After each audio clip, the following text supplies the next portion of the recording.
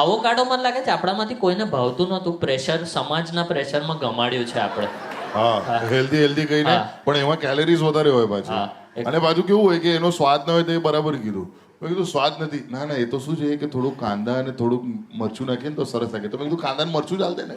હા, એમાં આવાકાડોમાં અને મિક્સ પાછું પેલું બી કહે છે ને આ બધી વસ્તુઓને કે આ તો ગુડ ફેટ હોય, પછી bad સુપર fat હોય. ફૂડ, સુપર ફૂડ કે એટલે એ ખબર જ સુપર નથી. ફૂડ એટલે ભાવ જ ના એવું. આ તો પેલું છે ને માચા, માચા. હા, માચા લીલા ઘાસનું મને તો પાણી પહેલા એવું જ લાગ્યું ભયંકર લા. વિશ્વામિત્રીમાંથી ડબલું ભરીને કોઈ આલ દીધું હોય એવું લાગે.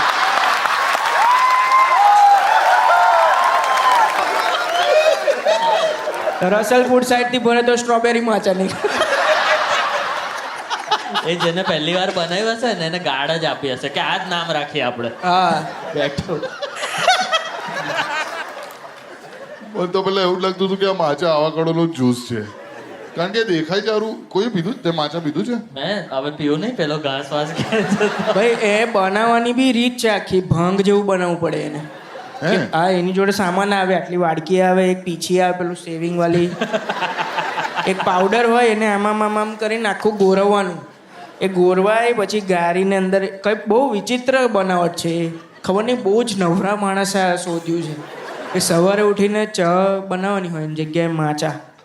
અને આ છોકરીઓ તો એવી ખુશ થઈ થઈને પીવે, લબાલબ. જાણે એ લોકો પીવે ને તો એવું લાગે બહુ જ હેલ્ધી ને બહુ જ સરસ ને બહુ જ ટેસ્ટી છે. આપણે પીએ ને એટલું ખરાબ મોઢું થાય.